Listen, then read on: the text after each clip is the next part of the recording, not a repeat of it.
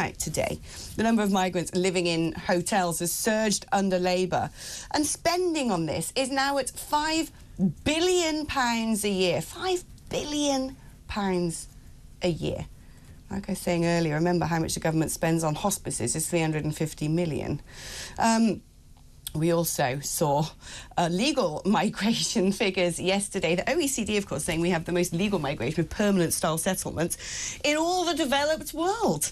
And we learned that new arrivals, net, this is not gross, so this is taking into consideration 414,000 who left the country. New arrivals, net, hit almost 1 million. And yet, when questioned about what he would do about it, and when asked, so what is the ideal net figure, Sir Keir Starmer wouldn't say. So what does this mean for the country in the next 10 years, 20 years, 30 years? How might we look by the time I shuffle off my mortal coil, whenever that may be? Let's speak to Dr Paul Morland, who is the UK's leading demographer and author. Dr Paul, it's brilliant. You're the perfect person to have on the show because thank you. Very often, when we hear about these figures, we discuss them politically, we shape them in terms of, well, this is the impact on the economy, GDP per capita. Then some people, if they're daring enough, will have the cultural debate. What does this mean for integration? But the other big question is, what does this mean for the future of the country? I was speaking to an academic, a political theorist from Vienna yesterday, who framed it in terms of, well, the UK is going to look extremely different the mid part of this century, potentially unrecognisable. What do you see the demographic trend being? If we carry on where we are right now and things aren't done, what is the country going to look like, say, come 2050? Well, there are two enormous demographic trends going on, and they are related. The first is, as you said, we are having mass immigration on a scale we've never seen before. I mean, I've often said that since Blair came in, every year we've had more immigration than we had in the whole period from the Norman conquest to the Second World War. But the Blair-level immigration is child's play compared to where it is now.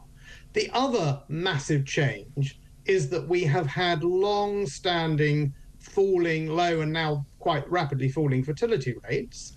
And now we've got to the point that we have more deaths than births every year in the UK, reached sooner than expected. So if the current population of the UK is halving roughly every generation, that's those who categorise themselves as white British. The immigrant communities have slightly higher, so the overall is one bit below 1.5. But if the community here today is not reproducing itself, and for whatever reason, for whatever purpose, we're shipping in hundreds of thousands every year, of course it will be a very different country from the one we know.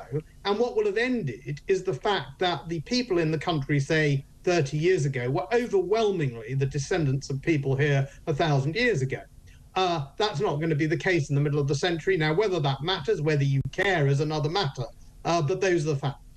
Let's let's try and avoid the whether this matters or whether you care, because that sort of gets anyone into territory that, I don't know, even in 2024 we still don't feel confident enough to talk about that. It is still a taboo subject. So let's stick with figures, numbers. Let's just paint a picture here. What is the current demography of the UK? Let's say white British compared to, or let's just say British compared to foreign born. Let's sort of break it all down and then talk about where we're going to be by, say, 2050. So what are we looking like at present? Well, we have got data from the census which shows about 3/4 of people are what you would define or define themselves. It is a self-definitional thing as white British. And then we have historic communities who've been here for perhaps a couple of generations. Then we have a very large number of incomers. I think it's very likely by the middle of course, nothing is predetermined. I was in Singapore last week. You don't enter Singapore if they don't want you, and you don't stay beyond what is allowed. Now, Singapore's a very wealthy, tiny little country and an island in a sea of much poorer people, but they have determined politically what they want by way of immigration. So if we ended immigration, or largely ended it tomorrow, there would be continued demographic ethnic change because some groups have higher fertility rates than others, not that much, and they converge. Some groups are younger than others, but the change would be quite limited. So it's really not predetermined. It's a choice. What do we as a country want?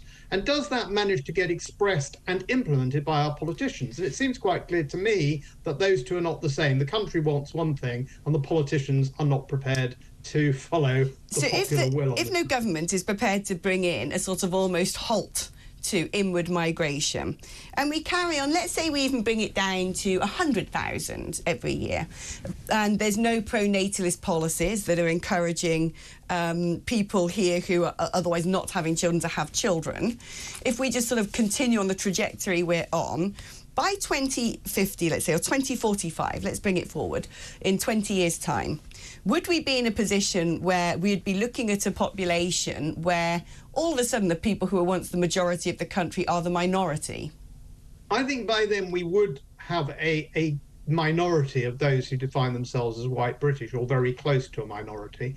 And of course, it would also be the case at that point that among the younger populations, among those under 20, say, that would be accentuated. So it would be baked into the future. But the other thing is that without immigration and without pronatal policies, we would have a quite rapidly declining population. We would have labour shortages everywhere, and we would have a very bad ratio of those in work to the retired. So that would be very serious for our tax and spend, for our health and pensions. So really, to fix this problem, if you think it is a problem, if you think massive ethnic change is a problem, and whether you want to discuss it or not, it's having a big political effect across the continent, France, Italy, Germany, Sweden. If you want to understand the politics of the continent, and indeed to an extent the United States, you need to look at this kind of change. But if we do nothing, and we stop nothing in terms of pronatalism, and we stop the immigration, there will be quite serious consequences for demographic decline, for overall population decline in the country. Hey, Russell, I'm going to bring you into this because it's a debate that we're not allowed to have still, even though we're sort of 11th hour, even though it's like, woo, woo, sirens going off. As soon as 2045, in 20 years' time, people who consider themselves the sort of ancestors of this isle could be the minority, and this is being reflected across Western Europe, and it's having a huge impact on politics. The global minority, as the wokeatrons like to consider Caucasians, could be the global non-existence soon enough. Yeah, I guess, I mean, there's obviously social considerations here, cultural considerations. I get rather hung up on the economics of all of this, though, and particularly people like Rory Stewart, who just this morning has tweeted, don't let anybody deceive you, all immigration is good. That is the most preposterous and naive thing that anybody, particularly in a position that Rory Stewart was as a minister and a Conservative MP, could say. Immigration, loosely, in my opinion, is a good thing. It actually is the fabric that makes up Great Britain. We're all immigrants, you know, maybe 4, 5, 6, 7, 10, 50 generations back. The difference is, since Blair, Brown and his like have orchestrated and presided over an open door policy, which is that literally, as per the signs that we see in protests on the streets, all people, all refugees, all immigrants are welcome. The problem with that, of course, is you end up diluting the people that come in here in terms of their contribution.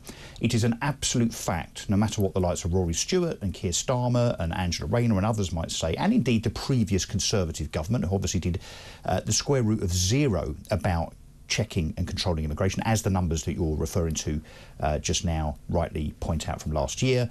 The fact is that GDP per capita is reducing. So the people that are coming to this country now, in the main, do not contribute. They are net takers rather than net contributors. So they are not the engineers and the nurses and the doctors that the people on the left would have us believe. And I'm not even talking about boat people. I'm not even talking about the illegal, you know, economic migrants that pretend to be asylum seekers. I'm talking about general immigration, as in legal migration. This country, in terms of our infrastructure, doctors, NHS and so on, and indeed our finances in terms of the tax take, cannot support the current level of immigration. And not in the shape that it's in.